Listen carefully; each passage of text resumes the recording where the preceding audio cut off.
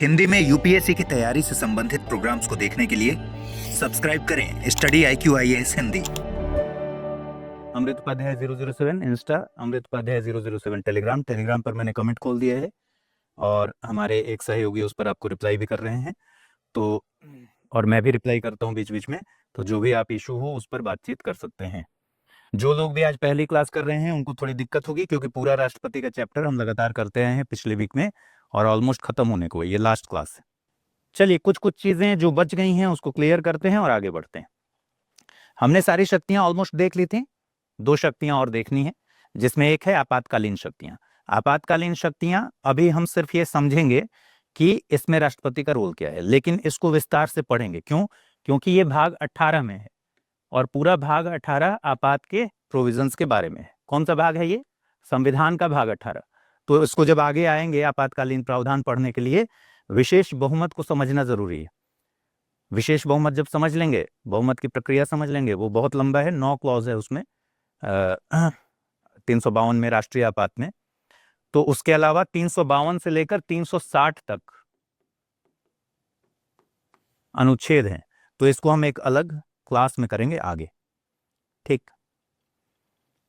लेकिन यहां समझिए कि 3 जो शक्तियां हैं आपातकालीन शक्तियां राष्ट्रपति की, उसमें एक है राष्ट्रीय आपातकाल जो अनुच्छेद 352 में है। राष्ट्रपति को कभी भी यह समाधान हो कि पूरे राज्य क्षेत्र में या फिर किसी एक स्पेसिफिक हिस्से में ऐसी स्थितियां विद्यमान हो गई हैं कि इमरजेंसी लगाने की जरूरत पड़ गई है, तो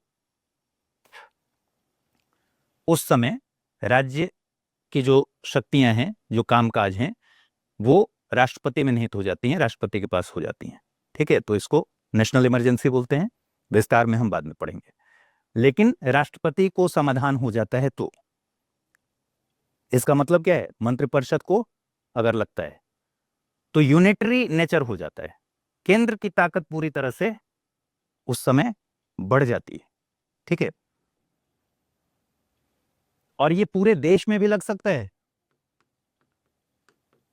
या देश के किसी हिस्से में भी लग सकता है। आधार इसमें जो होता है वो होता है युद्ध, बाह्य आक्रमण या फिर सशस्त्र विद्रोह।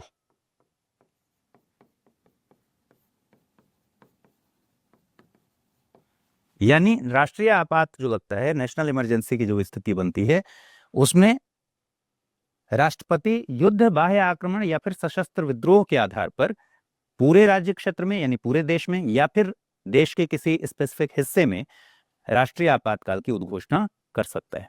लेकिन यह विवेकाधीन शक्ति नहीं है, मंत्रिपरिषद की सलाह पर करता है, ठीक है।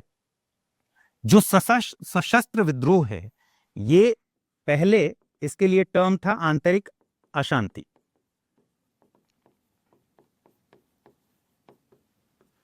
आंतरिक अशांति के ही आधार पर 1975 में इमरजेंसी भारत में इंप्लीमेंट हुआ था और राष्ट्रीय आपात भारत में 3 बार इंप्लीमेंट हो चुका है, ठीक है। लेकिन क्योंकि आंतरिक अशांति के चलते हमने पहले भी पढ़ा है मीसा के बारे में, maintenance of internal security act. तो मीसा के तहत बहुत सारे लोगों को डिटेन किया गया था और बाद में जब जनता पार्टी की सरकार आई, 44वां संविधान संशोधन हुआ, तो आंतरिक अशांति को हटा दिया गया और 44वें संविधान संशोधन के जरिए इसकी जगह क्या कर दिया गया? सशस्त्र विद्रोह को लिख दिया गया। यानी 3 आधार आज की तारीख में है, युद्ध, बाह्य आक्रमण या फिर आंतरिक अशांति के आधार पर नेशनल इमरजेंसी, राष्ट्रीय आपात लगाया जा सकता है। बात स्पष्ट है। दूसरा आपने सुना होगा राष्ट्रपति शासन। अगर राष्ट्रपति को लगे कि किसी राज्य में संविधान के उपबंधों के हिसाब से राज्य नहीं चल रहा है, ठीक है, संविधान के उपबंधों का उल्लंघन हो रहा है या संवैधानिक तंत्र विफल हो रहा है, तो संवैधानिक तंत्र की विफलता के आधार पर किसी राज्य में राष्ट्रपति शासन लागू कर दिया जाता है, ठीक है। तो ये आर्टिकल है 356, ये राष्ट्रपति की आपातकालीन शक्तियों में ये भी है। इसका उपयोग 100 से ज्यादा बार हो चुका है। इसका उपयोग अभी तक सिर्फ 3 बार हुआ है। राष्ट्रीय आपातकाल का उपयोग कितने बार हुआ है देश में अभी तक? 3 बार। और राष्ट्रपति शासन तो आपको पता ही है, लगातार लगते रहता है, इस पर काफी सारे विवाद भी हैं। जब हम आपातकालीन शक्तियों को पूरी तरह से पढ़ेंगे, यानी आपातकाल का जो प्रोविजन भाग 18 को पूरी तरह से पढ़ेंगे, तो उसमें सारी चीजें डिस्कस करेंगे। और एक है अनुच्छेद 360 वित्तीय आपातकाल, जो अभी तक इंप्लीमेंट नहीं हुआ है। राष्ट्रपति को अगर लगे कि राज्य क्षेत्र में या किसी हिस्से में ऐसी स्थिति उत्पन्न हो गई है या उत्पन्न होने का खतरा भी है, ये राष्ट्रीय आपातकाल में भी है, कि या तो युद्ध, बाह्य आक्रमण या सशस्त्र विद्रोह के आधार पर ऐसा समाधान हो कि अब जरूरत आ गई है आपातकाल लगाने की, या ऐसी संभावना भी हो, तो भी आपातकाल लग सकता है। वैसे ही वित्तीय आपातकाल में भी 360 में ये दिया हुआ है कि अगर राष्ट्रपति को ऐसा समाधान हो जाए कि अब वित्तीय आपातकाल लगाने की जरूरत आ गई है या फिर ऐसी संभावना है, तो फिर अनुच्छेद 360 के तहत वित्तीय आपातकाल की स्थितियां बन जाती हैं और मंत्रिपरिषद सलाह देता है राष्ट्रपति को ऐसा करने के लिए, राष्ट्रपति उसकी उद्घोषणा करता है। ठीक है, तो ये राष्ट्रपति की आपातकालीन शक्तियां हैं। इसके बाद एक बचता है न्यायिक शक्तियों में क्या क्या है। इसमें भी एक डिबेटेबल पॉइंट है। उच्चतम तथा उच्च न्यायालय के मुख्य न्यायाधीश और अन्य न्यायाधीशों की नियुक्ति राष्ट्रपति करता है, संविधान में स्पष्ट लिखा हुआ है। लेकिन कॉलेजियम सिस्टम का जो डिबेट है, इस पर एक पूरा डिबेट तब हम करेंगे जब न्यायपालिका पढ़ रहे होंगे। ठीक है, वह उच्चतम न्यायालय से किसी विधि या तथ्य पर सलाह ले सकता है। यह है आर्टिकल 143। आर्टिकल 143 के तहत राष्ट्रपति विधि या तथ्य से रिलेटेड किसी प्रश्न पर सलाह मांग सकता है सुप्रीम कोर्ट से। सुप्रीम कोर्ट इस पर सुनवाई करने के बाद सलाह देता है। यह सलाह राष्ट्रपति पर बाध्यकारी नहीं होता। तो अभी आर्टिकल 143 के तहत आपको ध्यान पे रखना है कि उच्चतम न्यायालय से किसी विधि या तथ्य के प्रश्न पर राष्ट्रपति सलाह ले सकता है। यह भी राष्ट्रपति की न्यायिक शक्तियों के ही अधीन आता है। ठीक है, और क्षमादान शक्ति आप ऑलरेडी पढ़ चुके हैं कि राष्ट्रपति और राज्यपाल के पास क्षमादान शक्ति है, यानी सुप्रीम कोर्ट से भी जब दंड या दंडादेश दे दिया जाए तो फाइनली राष्ट्रपति के पास एक शक्ति है। कई तरह की है, पार्डनिंग कहते हैं हम क्षमादान शक्ति, लेकिन उसमें 5 तरह की शक्तियां हैं जिसमें हमने पिछले क्लास में ही पूरा कवर किया है, तो इसमें कोई कंफ्यूजन नहीं होना चाहिए। ठीक है, चलिए 143 देख लीजिए जरा सा क्या लिखा हुआ है। 143 कहता है कि उच्चतम न्यायालय से परामर्श करने की राष्ट्रपति की शक्ति। यदि किसी समय राष्ट्रपति को प्रतीत होता है कि विधि या तथ्य का कोई ऐसा प्रश्न उत्पन्न हुआ है या उत्पन्न होने की संभावना है, क्या ध्यान रखना है यहां भी कि विधि या तथ्य का कोई ऐसा प्रश्न उत्पन्न हुआ है या फिर उत्पन्न होने की संभावना भी है, दोनों कंडीशन में, जो ऐसी प्रकृति का और ऐसे व्यापक महत्व का है कि उस पर उच्चतम न्यायालय की राय प्राप्त करना उचित है। ठीक है, तो वह उस प्रश्न को विचार करने के लिए उस न्यायालय को निर्देशित कर सकेगा और वह न्यायालय ऐसी सुनवाई के पश्चात जो ठीक समझता है राष्ट्रपति को उस पर अपनी राय भेज सकेगा। ठीक है, तो आर्टिकल 143 भी आपको पता होना चाहिए। स्पष्ट है दोस्तों? अगर आप यूपीएससी एस्पिरेंट हैं तो आपके लिए गेम चेंजिंग अपॉर्चुनिटी है स्टडी आईक्यू का नया संपूर्ण बैच, एक कॉम्प्रिहेंसिव प्रोग्राम जिसमें टॉप एडुकेटर्स के साथ 1000+ आवर्स की live classes, personalised mentorship and hand written notes से लेकर पीआरपी, एमआरपी जैसे इंटेंसिव प्रोग्राम्स हैं। प्रीलिम्स और मेंस स्कॉलरशिप के तहत प्रीलिम्स क्लियर करने पर पूरी फीस रिफंड हो जाएगी। टॉप परफॉर्मर्स के लिए हर मंथ 11,000 रुपीज का cash reward, economically weaker sections के लिए स्पेशल उड़ान स्कॉलरशिप भी है। X secretary Anil Swarup sir खुद गाइड करेंगे आपको इस जर्नी में। स्टडी आईक्यू पर 2 करोड़ इंडियंस का ट्रस्ट है और अब संपूर्ण बैच के साथ आपका यूपीएससी ड्रीम भी होगा अचीव। सिल्वर, गोल्ड या platinum, choose the plan that fits your needs. आपको करना क्या है, स्टडी आईक्यू वेबसाइट पर जाइए, यूपीएससी संपूर्ण बैच पर क्लिक कीजिए and once you click on buy now आप देख सकते हैं डिस्काउंट कोड्स। वहां पर टाइप कीजिए अमृत लाइव एंड आपको मिलेगा सबसे lowest price and obviously your IAS journey starts here. क्षमादान शक्तियों में आप ऑलरेडी पढ़ चुके हैं, फिर भी अगर मैं थोड़ा सा रिवाइज करूं तो क्षमादान शक्तियों में 3 तरह की शक्तियां बताई गई हैं। सैन्य न्यायालय द्वारा दिए गए दंड या दंडादेश के केस में भी एक्सक्लूसिव पावर है प्रेसिडेंट का कि इसमें क्षमादान शक्ति का वो प्रयोग करे। मृत्युदंड के सभी मामलों में यहां तक कि वो क्षमा कर सकता है, पूरी तरह से माफ कर सकता है। ध्यान क्या रखना है, मृत्युदंड के मामले में पूरी तरह माफ करने की शक्ति राज्यपाल को नहीं है। ठीक है, ये राष्ट्रपति की एक्सक्लूसिव पावर है। ठीक है, और हमने पढ़ा था कि ऐसे कानून के उल्लंघन के लिए जो केंद्रीय विधि के अनुसार दिया गया हो, संघ की कार्यपालिका शक्ति का जहां तक विस्तार हो और उसके अधीन कोई कानून बना है, उसके अंतर्गत जब दंड दिया जाएगा तो राष्ट्रपति की शक्ति वहां काम करती है, क्षमादान वाली। इसके साथ ही हमें राष्ट्रपति के बारे में एक और चीज जो हम पहले भी पढ़ चुके हैं, उन मुक्तियों के बारे में। आर्टिकल 361 याद है आपको? जब मैंने आपको आर्टिकल 361 पूरी तरह से पढ़ाया था, तो यहां रिवाइज कर लीजिए। आर्टिकल 361 क्या कहता है? पद की शक्तियों के प्रयोग और कर्तव्यों के पालन करने के दौरान जो भी कार्य किए गए हैं राष्ट्रपति या राज्यपाल के द्वारा, उसके लिए उनको किसी भी न्यायालय के प्रति उत्तरदायी नहीं ठहराया जाएगा। मतलब हम जानते हैं कि राष्ट्रपति के नाम पर ही सारे काम होते हैं भारत सरकार के, ये संविधान में वर्णित है, हमने पढ़ा है। तो अब राष्ट्रपति ने अपने पद के कर्तव्य को निभाते हुए, अपनी ड्यूटी को निभाते हुए, अपनी जिम्मेदारी को निभाते हुए और शक्तियों का प्रयोग करते हुए जो भी निर्णय लिया हो, उसके नाम पर जो भी निर्णय लिए जा रहे हों, उसके लिए किसी कोर्ट में प्रेसिडेंट को क्वेश्चनेबल नहीं किया जा सकता। ठीक है, उस पर कोई सवाल नहीं उठाया जा सकता। तो ये उन्मुक्ति दिया हुआ है कहां पर? आर्टिकल 361 में। साथ ही पदावधि के दौरान आपको पता है कि किसी भी न्यायालय में राष्ट्रपति या राज्यपाल के अगेंस्ट दांडिक कार्यवाही, क्रिमिनल जो कार्यवाही है, उससे उन्मुक्ति दी गई है। यानी कोई भी क्रिमिनल प्रोसीजर उसके अगेंस्ट न तो शुरू होगा और अगर चल भी रहा होगा तो उसको खत्म कर दिया जाएगा जब वो पद के अवधि के दौरान। ठीक है, तो 361 को एक बार फिर से थोड़ा सा रिवाइज कर लीजिए तो बात स्पष्ट हो जाएगी। राष्ट्रपति और राज्यपालों का संरक्षण, राज प्रमुख यहां इनवैलिड है क्योंकि राज प्रमुख पहले ही हट चुके हैं।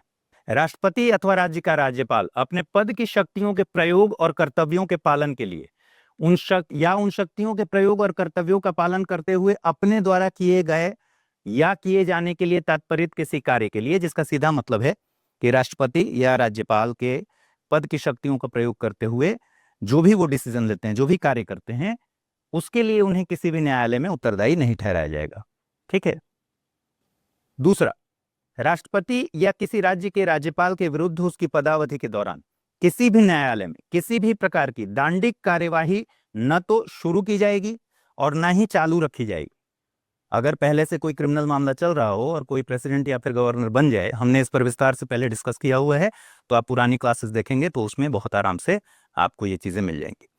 तो दोनों ही स्थितियों में अगर नया कोई कार्यवाही शुरू करना है, प्रेसिडेंट के और राज्यपाल के पद पर रहते हुए पदावधि के दौरान कोई भी दांडिक कार्यवाही ना तो शुरू की जाएगी और अगर चल भी रहा है तो उसको क्या किया जाएगा? खत्म कर दिया जाएगा। सिविल मामलों में लेकिन क्या होता है? सिविल मामलों में नोटिस देकर क्या कर सकते हैं? कार्यवाही शुरू कर सकते हैं। तो दांडिक कार्यवाही के बारे में बात है। 361 का 2 साफ साफ कहता है कि किसी न्यायालय में किसी प्रकार की दांडिक कार्यवाही संस्थित नहीं की जाएगी, शुरू नहीं की जाएगी। ठीक है, क्रिमिनल मामले शुरू नहीं किए जाएंगे या चालू नहीं रखे जाएंगे। फिर कहता है कि राष्ट्रपति या किसी राज्य के राज्यपाल की पदावधि के दौरान उसकी गिरफ्तारी या फिर कारावास के लिए भी किसी भी न्यायालय से कोई ऑर्डर नहीं निकाला जा सकता। ठीक है, 361 का 2 क्या कह रहा है कि किसी भी न्यायालय में दांडिक कार्यवाही ना तो शुरू की जाएगी और ना ही चालू रखा जाएगा। मतलब पहले से चल रहा होगा तो नहीं चलेगा और शुरू भी नहीं की जाएगी। स्पष्ट है। साथ ही 361(3) कहता है कि प्रेसिडेंट या फिर गवर्नर के पदावधि के दौरान किसी भी न्यायालय द्वारा कोई ऐसा ऑर्डर नहीं निकाला जाएगा कि गिरफ्तारी की जाए उनकी या फिर उनको कारावास में भेजा जाए, ऐसा कोई ऑर्डर नहीं निकलेगा। 4 कहता है कि राष्ट्रपति या किसी राज्य के राज्यपाल के रूप में अपना पद ग्रहण करने से पहले या उसके पश्चात जो वैयक्तिक हैसियत में किए गए या किए जाने के लिए तात्पर्य किसी कार्य के संबंध में कोई सिविल कार्यवाही हो जिसमें राष्ट्रपति या ऐसे राज्यपाल के विरुद्ध अनुतोष का दावा किया जाता है, उसकी पदावधि के दौरान किसी न्यायालय में तब तक संस्थित नहीं की जाएगी, मतलब शुरू नहीं की जाएगी, जब तक कार्यवाहियों की प्रकृति उनके लिए वाद हेतु ऐसी कार्यवाहियों को संस्थित करने के पक्षकार का नाम, वर्णन, निवास स्थान और उस अनुतोष का जिसका वह दावा करता है कथन करने वाली लिखित सूचना यथास्थिति राष्ट्रपति या राज्यपाल को परिदत्त किए जाने या उसके कार्यालय में छोड़े जाने के पश्चात 2 मास का समय समाप्त नहीं हो गया है। इसका मतलब क्या है? आसान भाषा में इसका मतलब यह है कि कोई भी सिविल कार्यवाही तब तक शुरू नहीं की जाएगी जब तक कि पूरी लिखित सूचना के साथ एक नोटिस उसको भेजा जाए और 2 माह का समय खत्म ना हो जाए। इसका मतलब 2 महीना पहले नोटिस देना पड़ेगा, 2 महीने पहले लिखित नोटिस देना पड़ेगा, लिखित सूचना। और इस सूचना में पूरी बात करनी पड़ेगी। पक्षकार का नाम क्या है, डिस्क्रिप्शन क्या है, निवास स्थान क्या है, और जिस वजह से उस अनुतोष का जिक्र करना होगा जिसका वह दावा कर रहा है। ठीक है, तो 361 में जो उन्मुक्तियां दी गई हैं उसमें क्या ध्यान रखना है, ये सारी बातों को ध्यान रखना है। ठीक, तो राष्ट्रपति के आपातकालीन शक्तियों में अनुच्छेद 352, 56 और 360। 352 में राष्ट्रीय आपातकाल है, 356 में राष्ट्रपति शासन लगाने की बात है, 360 में वित्तीय आपातकाल, ये आपातकालीन शक्तियां होगी। न्यायिक शक्तियों में उच्चतम तथा उच्च न्यायालय के न्यायाधीशों की नियुक्ति राष्ट्रपति करता है। उच्चतम न्यायालय से किसी विधि या तथ्य के प्रश्न पर वो सलाह ले सकता है, आर्टिकल 143। क्षमादान शक्ति, ये सब न्यायिक शक्तियां हो गई। और राष्ट्रपति के जो उन्मुक्तियां दी गई हैं वो आर्टिकल 361 में दी गई हैं। अब सवाल यह है कि क्या राष्ट्रपति रबर की मुहर है, और ऐसा क्यों कहते हैं, पहले यह समझना पड़ेगा। भाई, राष्ट्रपति रबर की मुहर कहने का मतलब क्या हुआ? रबर की मुहर कहने का मतलब यह हो गया कि हम जानते हैं कि राष्ट्रपति वास्तविक प्रधान नहीं है। वास्तविक प्रधान कौन है? प्रधानमंत्री है। उसके नाम पर रूल हो रहा है, उसके नाम पर सारे कार्रवाइयां चल रही हैं, जो भी निर्णय हो रहे हैं, कार्य हो रहे हैं भारत सरकार के, वो किसके नाम पर हो रहे हैं? राष्ट्रपति के नाम पर हो रहे हैं। लेकिन हमें पता है कि वो मंत्रिपरिषद की सलाह पर काम करता है। आर्टिकल 74 याद कीजिए, वो मंत्रिपरिषद की सलाह पर काम करता है। और सुप्रीम कोर्ट ने कई बार अपने निर्णयों में स्पष्ट किया है कि वह मंत्रिपरिषद की सलाह पर काम ही करेगा, अपने विवेकाधीन शक्ति के तहत काम नहीं करेगा। उसके पास कोई एज सच विवेकाधीन शक्ति नहीं है जो संविधान में वर्णित हो।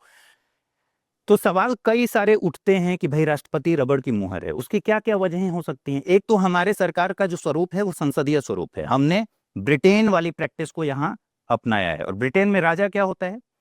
सेरेमोनियल हेड होता है, नॉमिनल हेड होता है। वैसे ही यहाँ प्रेसिडेंट जो है हमारे यहाँ, वो नॉमिनल हेड है। जो रियल हेड है वो कौन है? रियल हेड ऑफ स्टेट कौन है? वो प्रधानमंत्री है। तो संसदीय स्वरूप होने की वजह से राष्ट्रपति संवैधानिक प्रमुख है, यानी केवल नाम मात्र का प्रधान है। पहला कारण तो यही है।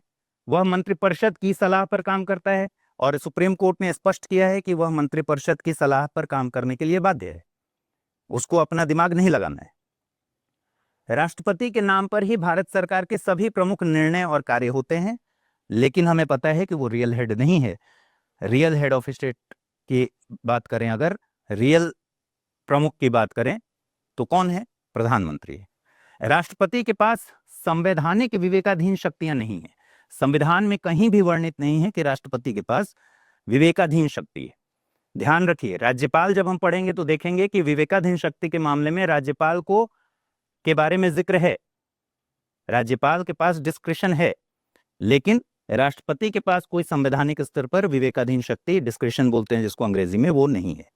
ठीक है, राष्ट्रपति राष्ट्र का प्रतिनिधित्व करता है लेकिन उस पर रूल नहीं करता। जब कॉन्स्टिट्यूशनल असेंबली की डिबेट्स हुई, संविधान सभा की डिबेट में जब इस प्रश्न को रखा गया और बहुत सारे आलोचनाएं हुई राष्ट्रपति के इस जो नाम मात्र के प्रमुख वाले स्टेटस पर, बहुत सारे डिबेट्स हुए, तो डॉक्टर अंबेडकर ने स्पष्ट कहा कि भाई राष्ट्रपति को हमने इस तरीके से सोचा है कि राष्ट्रपति राष्ट्र का प्रतिनिधित्व तो करेगा लेकिन वो रूल नहीं करेगा, शासन नहीं करेगा। संविधान में कहीं भी राष्ट्रपति की विवेकाधीन शक्ति का जिक्र नहीं है, ये हम जान चुके हैं। लेकिन अनुच्छेद 74 क्या कहता है? 74 में हमने क्या पढ़ा था? राष्ट्रपति को सलाह देने के लिए एक मंत्रिपरिषद होगी।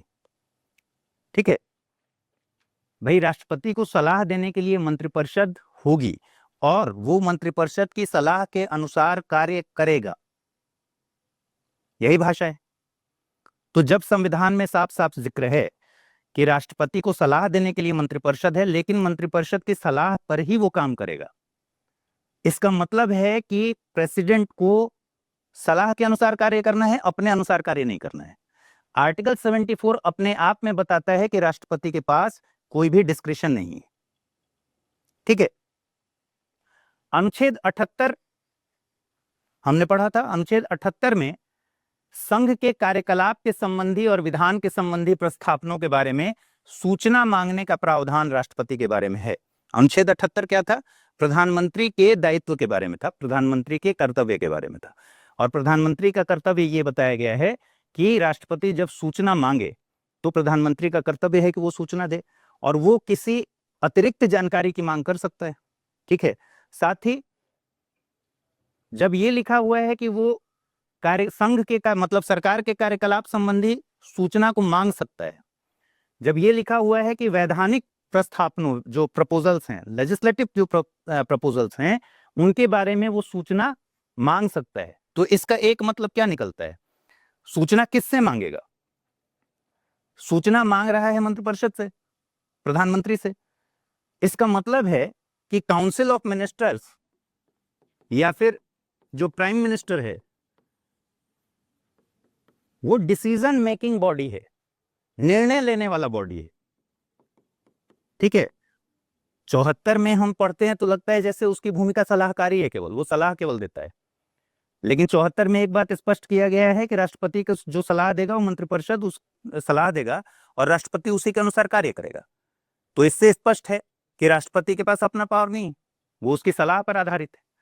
और 78 कहता है कि सूचना जो मांगेगा राष्ट्रपति सरकार के कार्यकलाप के संबंधित या वैधानिक जो प्रपोजल्स हैं उनके संबंधित जो सूचना मांगेगा प्रेसिडेंट, वो प्रधानमंत्री का कर्तव्य है कि वो उसको दे। ठीक है। इसका मतलब है कि काउंसिल ऑफ मिनिस्टर्स जो हैं, मंत्रिपरिषद जो है, वो निर्णय लेने वाली बॉडी है, न कि सिर्फ सलाह देने वाली बॉडी है।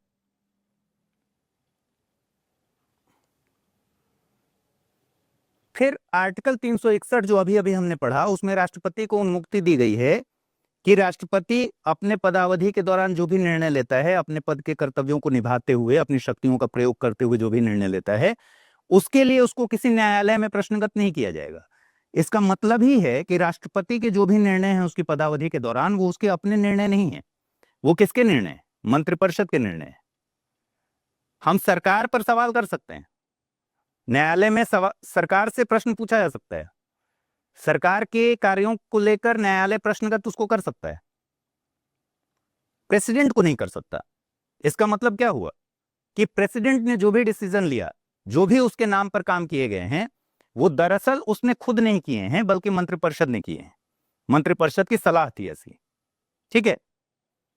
तो राष्ट्रपति को जो आर्टिकल 361 में उन्मुक्ति दी गई है, वो भी बताता है कि राष्ट्रपति इसके आधार पर भी आरोप लगा सकते हैं कि राष्ट्रपति तो रबर की मोहर है, राष्ट्रपति का अपना काम ही नहीं। सुप्रीम कोर्ट ने भी कई सारे केसेस में स्पष्ट किया है कि राष्ट्रपति हमेशा मंत्रिपरिषद की सलाह पर ही काम करेगा, उसके अतिरिक्त काम नहीं करेगा। जिसमें एक इंपॉर्टेंट केस है 1955 का, रामजवाया केस 1955।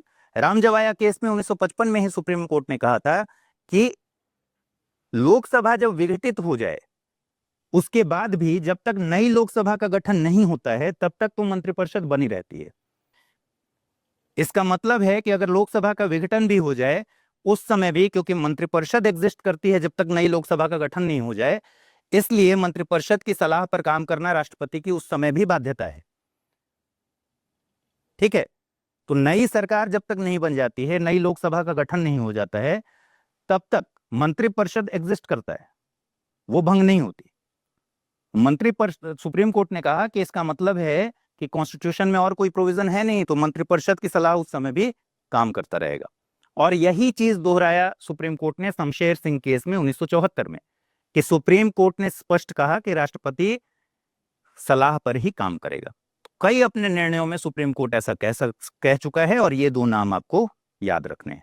ठीक है। इसके अलावा भी बहुत सारे हैं, जैसे 1971 का केस है कि यूएन राव, लेकिन सारे नाम याद रखने की जरूरत नहीं। अब सवाल है कि क्या वाकई राष्ट्रपति रबर की मोहर है? अभी हमने क्या देखा? अभी हमने सिर्फ ये देखा कि भाई राष्ट्रपति की रबर को अगर राष्ट्रपति को हम रबर की मोहर बोल रहे हैं तो फिर उसकी वजहें क्या क्या हैं? उसकी वजहों को हमने देखा कि एक एक करके कि क्या क्या प्रोविजन है संविधान में जिसकी वजह से हम कह रहे हैं कि भाई राष्ट्रपति रबर की मोहर है। आलोचक कहते हैं कि राष्ट्रपति तो रबर की मोहर है भारत का, और अगर सवाल आ जाए तो हमें क्या करना है, इसको खारिज करना है। राष्ट्रपति रबर की मुहर नहीं है। कैसे खारिज करेंगे वो अभी हम देखेंगे।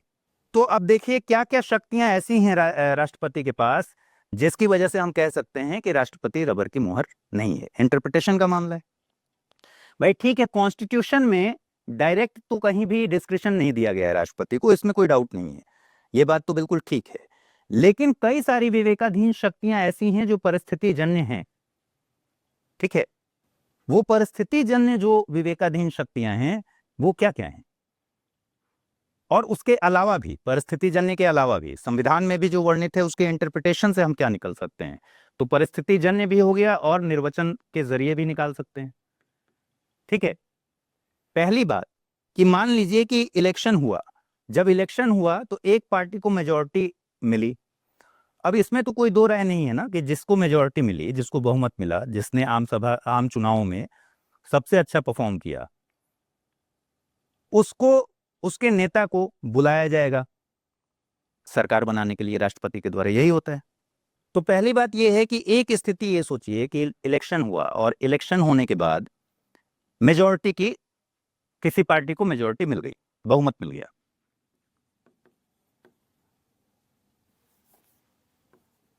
जैसे 2014 बीजेपी को मेजॉरिटी मिली, 2019 बीजेपी को बहुमत था।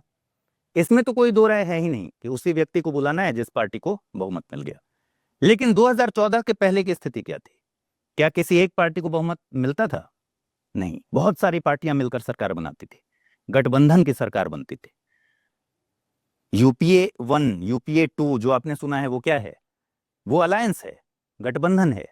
कांग्रेस को बहुमत नहीं मिला, कांग्रेस के साथ कई सारी पार्टियां आई और फिर उनको मिलाकर एलिजिबल हुए कि ठीक है अब हम बहुमत अपना साबित कर देंगे। तो बहुमत की सरकार अगर है तब तो कोई कंफ्यूजन ही नहीं है किसको बुलाना है। प्रेसिडेंट ही बुलाता है, आमंत्रित करता है कि आइए भाई सरकार बनाइए और अपना फ्लोर टेस्ट दीजिए कि भाई कितना है आपके पास। मान लीजिए कि नहीं है, गठबंधन की सरकार है जिसको हम हंग असेंबली बोलते हैं,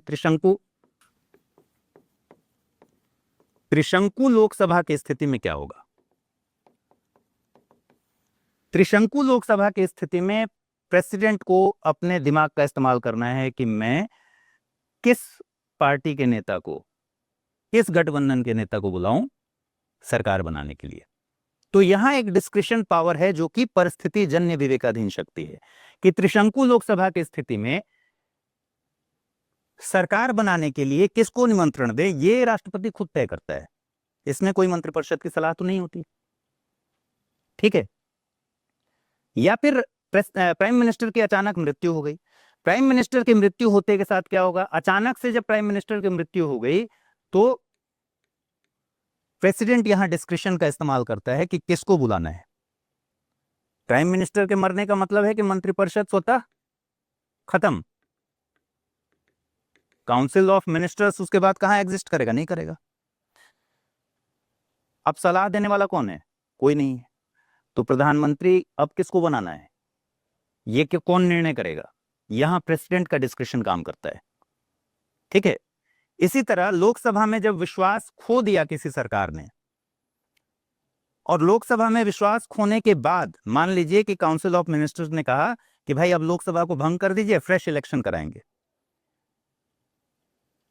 तो राष्ट्रपति सलाह मानने के लिए तभी तक बाध्य है जब तक कि सरकार को बहुमत हासिल है लोकसभा में, ठीक है। क्योंकि सामूहिक रूप से मंत्रिपरिषद किसके प्रति उत्तरदायी है? लोकसभा के प्रति।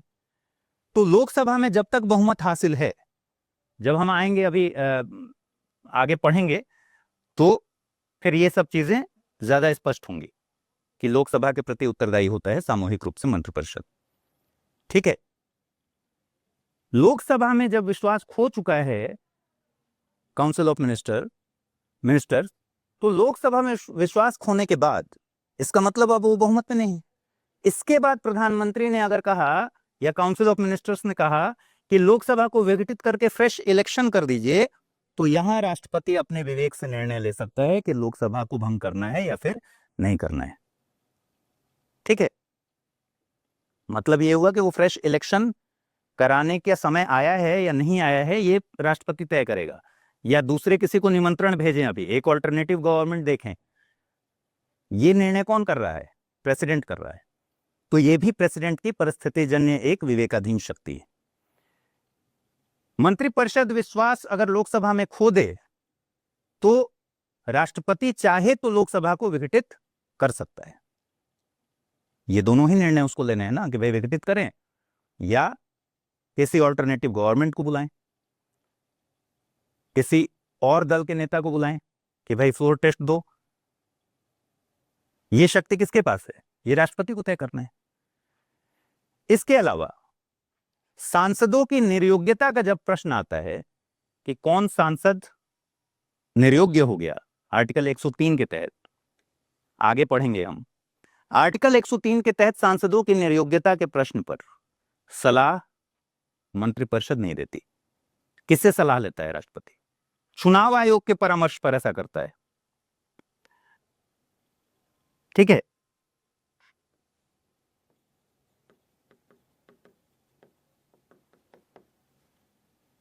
स्पष्ट है? तो ये सारी चीजें बताती हैं कि प्रेसिडेंट के पास डिस्क्रिशन है, जो कि परिस्थितिजन्य डिस्क्रिशन है। फिर आर्टिकल 74 के तहत आपको पता है कि मंत्रिपरिषद जब राष्ट्रपति को सलाह भेजता है तो राष्ट्रपति सलाह के अनुसार कार्य करेगा, लेकिन प्रेसिडेंट जो है वो सलाह को एक बार पुनर्विचार के लिए लौटा सकता है। अगर दोबारा वही सलाह आ जाए तो फिर उस पर उसको मानना पड़ेगा। ठीक है। लेकिन एक बार पुनर्विचार के लिए लौटा सकता है। ये पुनर्विचार के लिए लौटाता है जब राष्ट्रपति तो मंत्रिपरिषद से पूछ के लौटाता है या खुद से लौटाता है? ये तो खुद से लौटाता है। जैसे 1997 में प्रेसिडेंट ने यूपी में प्रेसिडेंट रूल के लिए सलाह आया था कि भाई राष्ट्रपति शासन लगा देना चाहिए उत्तर प्रदेश में। ठीक है। 1997 में कौन थे प्रेसिडेंट? KR नारायण। उन्होंने इसको पुनर्विचार के लिए लौटा दिया। राष्ट्रपति शासन लगाने का की जो सलाह आई थी मंत्रिपरिषद के द्वारा उत्तर प्रदेश में, उस समय उन्होंने इसे पुनर्विचार के लिए लौटाया। और जब पुनर्विचार के लिए लौटाया तो इससे एक मैसेज जाता है, भाई राष्ट्रपति अगर पुनर्विचार के लिए लौटा दे सलाह को, तो इससे क्या मैसेज जाता है कि इस सलाह में जरूर न जरूर राष्ट्रपति की नजर में कोई ना कोई खोट है। तो सरकार की मंशा पर सवाल उठता है, उस पर डिबेट होता है, मीडिया में खूब सारी बहसें होती हैं और इससे सरकार की छवि खराब होती है। तो 1997 में जब प्रेसिडेंट ने लौटा दिया, पुनर्विचार के लिए भेज दिया वापस कि राष्ट्रपति शासन लगाने में मुझे तो दिक्कत लग रही है, पुनर्विचार कीजिए इस पर, तो सरकार ने पुनर्विचार करके वापस भेजा ही नहीं सलाह। वो आइडिया यहीं ड्रॉप हो गया। 1998 में फिर से प्रेसिडेंट को सलाह दिया गया बिहार में राष्ट्रपति शासन लगाने के लिए। प्रेसिडेंट ने फिर से पुनर्विचार के लिए लौटा दिया, और जब पुनर्विचार के लिए लौटा दिया तो काउंसिल ऑफ मिनिस्टर की तरफ से, सरकार की तरफ से वापस दिया गया सलाह कि भाई यहां बिहार में राष्ट्रपति शासन लगाना है। और फिर फाइनली, क्योंकि संविधान कहता है कि एक बार पुनर्विचार के लिए लौटाने के बाद अगर उस सलाह को वापस से दे दिया जाए तो क्या करना होता है? फिर राष्ट्रपति को उस पर सहमति देनी होती है। तब जाकर 99 में बिहार में राष्ट्रपति शासन लगा। ठीक है। तो ये पुनर्विचार के लिए लौटाना जो है, ये राष्ट्रपति के अपने विचार से, अपने विवेक से निर्णय लेना होता है कि किसको वो पुनर्विचार के लिए लौटाएंगे। फिर आर्टिकल 78 में हमने अभी अभी देखा कि आर्टिकल 78 में स्पष्ट तौर पर कहा गया है कि भाई राष्ट्रपति मंत्रिपरिषद से सूचना मांगता है। प्रधानमंत्री का क्या कर्तव्य है कि वो सूचना मांगे तो प्रधानमंत्री सूचना दें। तो ये सूचना मांगने के लिए सरकार खुद से तो नहीं कहेगी कि भाई हमसे सूचना मांग लो। ये प्रोविजन किस तरफ संकेत करता है?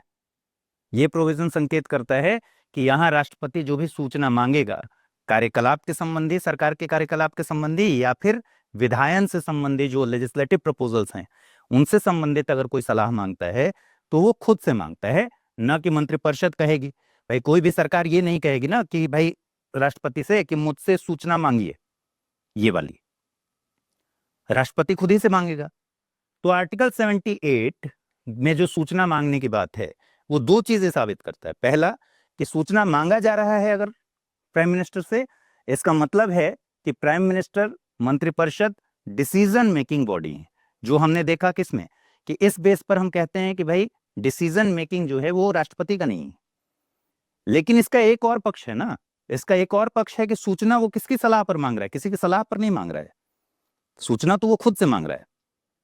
तो इसका मतलब यहां डिस्क्रिशन काम करता है प्रेसिडेंट का। ठीक, फिर वीटो पावर का इस्तेमाल, वीटो हमने ठीक से पढ़ा था। और एक जो प्रावधान है संविधान में कि संसद को राष्ट्रपति संदेश भेज सकता है, तो संसद को संदेश भेजना भी राष्ट्रपति का अपना डिस्क्रिशन है। इन सारे आधारों को अगर हम देखें तो एक बार जल्दी से रिवाइज कर लीजिए कि राष्ट्रपति रबर की मुहर है, ये बहस क्यों हम कह रहे हैं, इसके कुछ रीजंस आपको पता होने चाहिए। और राष्ट्रपति रबर की मुहर नहीं है, इसके पक्ष में आपके पास कुछ तर्क होना चाहिए जो आप अपने आंसर में लिख सके। तो बहस इसलिए है क्योंकि हमारे सरकार का स्वरूप संसदीय है। हमारा जो संसदीय स्वरूप में क्या होता है, राष्ट्रपति नाम मात्र का प्रधान होता है, ठीक है, वास्तविक प्रधान नहीं होता है। दूसरा, वो मंत्रिपरिषद की सलाह पर काम करता है, क्योंकि राष्ट्रपति संवैधानिक प्रमुख है, नाम मात्र का प्रमुख है, इसलिए मंत्रिपरिषद की सलाह पर काम करता है, खुद से डिसीजंस नहीं लेता। राष्ट्रपति के नाम पर भारत सरकार के सारे कार्य किए जाते हैं, ठीक है। राष्ट्रपति के पास संविधान में कहीं भी विवेकाधीन शक्ति का जिक्र नहीं है। राष्ट्रपति, अंबेडकर ने भी कहा था संविधान सभा की डिबेट में कि राष्ट्रपति राष्ट्र का प्रतिनिधित्व करता है, न कि रूल करता है, ठीक है। संविधान में कहीं भी राष्ट्रपति की विवेकाधीन शक्ति का जिक्र नहीं है। अनुच्छेद 74 में राष्ट्रपति को सलाह देने के लिए एक मंत्रिपरिषद है। इसका मतलब है कि मंत्रिपरिषद की, और लिखा हुआ है कि मंत्रिपरिषद की सलाह के अनुसार कार्य करेगा। इसका मतलब है कि प्रेसिडेंट अपनी बुद्धि लगाकर काम नहीं करेगा, मंत्रिपरिषद जो सलाह देगी उसके हिसाब से काम करेगा। सुप्रीम कोर्ट ने भी कई निर्णयों में कहा है कि मंत्रिपरिषद की सलाह पर काम करना राष्ट्रपति की बाध्यता है, ठीक है। अनुच्छेद 78 में क्या कह रहा है, संघ के कार्यकलाप संबंधी और विधान संबंधी जो भी प्रपोजल्स हैं, प्रस्तावनाएं हैं, उनके बारे में सूचना मांगने पर प्रधानमंत्री का कर्तव्य है कि वो सूचित करे। तो सूचना किससे मांगी जा रही है, सूचना उससे मांगी जाती है जो डिसीजन मेकिंग बॉडी है। इससे भी साबित होता है कि मंत्रिपरिषद यहाँ डिसीजन मेकिंग बॉडी है, केवल सलाहकारी भूमिका में नहीं है। अनुच्छेद 361 में राष्ट्रपति को उन मुक्तियां जो दी गई हैं उसमें स्पष्ट कहा गया है कि राष्ट्रपति की पदावधि के दौरान जो भी पदावधि के दौरान उसके कार्य हैं, जो भी निर्णय हैं, उसके लिए किसी भी न्यायालय में पद की शक्तियों का प्रयोग करते हुए और अपने कर्तव्यों का निर्वहन करते हुए जो भी वो निर्णय लेता है उसके लिए किसी न्यायालय में उसको प्रश्नगत नहीं किया जाएगा। क्यों? क्योंकि वो उसके कार्य नहीं है, उसके नाम पर किए जा रहे कार्य हैं, लेकिन दरअसल वो कार्य किसके हैं, सरकार के हैं। तो इससे भी ये मिलता है कि भाई राष्ट्रपति का यहाँ कुछ भी नहीं है, रबर की मुहर है।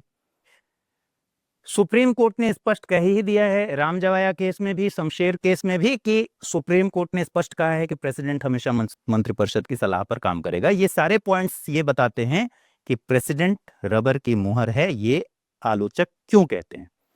और इसको डिबंक करने के लिए, इसको खारिज करने के लिए हमारे पास क्या तर्क है कि भाई परिस्थितिजन्य विवेकाधीन शक्ति और निर्वचन से रिलेटेड विवेकाधीन शक्तियां हैं जिसका इस्तेमाल प्रेसिडेंट करता है समय समय पर। वो कौन कौन से हैं? पहला कि हंग असेंबली के कंडीशन में किसी भी पार्टी को मेजॉरिटी नहीं मिली, उस कंडीशन में, त्रिशंकु लोकसभा की कंडीशन में प्रेसिडेंट तय करेगा कि किसको निमंत्रित किया जाए सरकार बनाने के लिए।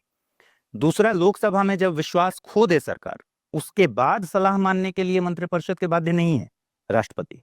तो लोकसभा में जैसे ही विश्वास खो दिया, ध्यान रखिए, लोकसभा में जब तक विश्वास है मंत्रिपरिषद के पास तब तक वो सलाह मानने के लिए बाध्य है। लेकिन लोकसभा में विश्वास खो देने के बाद अगर प्रधानमंत्री कहे कि भाई नया फ्रेश इलेक्शन करा लीजिए, इसको डिसॉल्व कर दीजिए, ठीक है, तो वो मानने के लिए बाध्य नहीं है प्रेसिडेंट, वहां अपने विवेक से वो निर्णय ले सकता है। इसी तरीके से मंत्रिपरिषद अगर विश्वास लोकसभा में खो दे तो वो लोकसभा को विघटित करने का निर्णय खुद से ले सकता है। यह मंत्रिपरिषद की सलाह काम नहीं करेगी। प्रधानमंत्री की मृत्यु अगर हो गई अचानक से तो भी वो निर्णय लेगा कि किसको प्रधानमंत्री नेक्स्ट बनाया जाए, किसकी सरकार बने, क्योंकि प्रधानमंत्री की मृत्यु के साथ ही मंत्रिपरिषद ऑटोमेटिकली खत्म हो जाती है, ठीक है, भंग हो जाती है। आर्टिकल 103 में सांसदों की निर्योग्यता पर निर्णय करते हुए मंत्रिपरिषद की सलाह मानने को वो बाध्य नहीं, मंत्रिपरिषद सलाह नहीं देता। आर्टिकल 74 के तहत सलाह को पुनर्विचार के लिए लौटाना यह भी उसके अपने विवेक की शक्ति है। पुनर्विचार के लिए वो, मैंने उदाहरण दिया 97 और 98 का, जब प्रेसिडेंट ने पुनर्विचार के लिए लौटाया था, ठीक है। इसके अलावा भी बहुत सारे उदाहरण हैं। आप कमेंट में बताइएगा कि क्या ऐसा कोई मामला साल 2000 के बाद भी आया है जिसमें प्रेसिडेंट ने पुनर्विचार के लिए लौटाया है। वीटो आर्टिकल 78 जिसमें लिखा है कि भाई मंत्रिपरिषद से वो सूचना मांगता है, प्रधानमंत्री का कर्तव्य है सूचना देना, ये सूचना भी वो खुद से ही मांगता है। वीटो पावर का इस्तेमाल करने में, निलंबनकारी वीटो और पॉकेट वीटो का इस्तेमाल करने में राष्ट्रपति क्या करता है, खुद से निर्णय लेता है, ठीक है। एब्सोल्यूट वीटो तो बहुत सीमित मात्रा में है और एब्सोल्यूट वीटो का इस्तेमाल करते हुए राष्ट्रपति को सलाह मंत्रिपरिषद ही देती है। लेकिन पॉकेट वीटो या निलंबनकारी वीटो, पुनर्विचार के लिए लौटाना या पॉकेट में रख लेना, इन वीटोज का इस्तेमाल करते हुए प्रेसिडेंट खुद से निर्णय लेता है और संसद को संदेश भेज सकना यह भी प्रेसिडेंट का अपना निर्णय होता है। तो ये सारी चीजें हैं जो बताती हैं कि राष्ट्रपति रबर की मुहर नहीं है। इनमें से जैसे हमने 7 पॉइंट लिखा है तो इसमें से 5 अगर इंपॉर्टेंट पॉइंट आप मेंशन करते हैं तो फिर आपका उत्तर परिपूर्ण हो जाएगा, पूरा हो जाएगा, ठीक है। अब बताइए जल्दी से कि सारी बातें समझ में आ गई। आज प्रेसिडेंट की लास्ट क्लास थी तो प्रेसिडेंट साहब की क्लास खत्म हो गई। दोस्तों, अगर आप यूपीएससी एस्पिरेंट हैं तो आपके लिए गेम चेंजिंग अपॉर्चुनिटी है स्टडी आईक्यू का नया संपूर्ण बैच। एक कॉम्प्रिहेंसिव प्रोग्राम जिसमें टॉप एडुकेटर्स के साथ 1000+ आवर्स की live classes, personalised mentorship and hand written notes से लेकर पीआरपी, एमआरपी जैसे इंटेंसिव प्रोग्राम्स हैं। प्रीलिम्स और मेंस स्कॉलरशिप के तहत प्रीलिम्स क्लियर करने पर पूरी फीस रिफंड हो जाएगी। टॉप परफॉर्मर्स के लिए हर मंथ 11,000 रुपीज का cash reward, economically weaker sections के लिए स्पेशल उड़ान स्कॉलरशिप भी है। X secretary Anil Swarup sir खुद गाइड करेंगे आपको इस जर्नी में। स्टडी आईक्यू पर 2 करोड़ इंडियंस का ट्रस्ट है और अब संपूर्ण बैच के साथ आपका यूपीएससी ड्रीम भी होगा अचीव। सिल्वर, गोल्ड या platinum, choose the plan that fits your needs. आपको करना क्या है, स्टडी आईक्यू वेबसाइट पर जाइए, यूपीएससी संपूर्ण बैच पर क्लिक कीजिए and once you click on buy now आप देख सकते हैं डिस्काउंट कोड्स। वहां पर टाइप कीजिए अमृत लाइव एंड आपको मिलेगा सबसे lowest price and obviously your IAS journey starts here.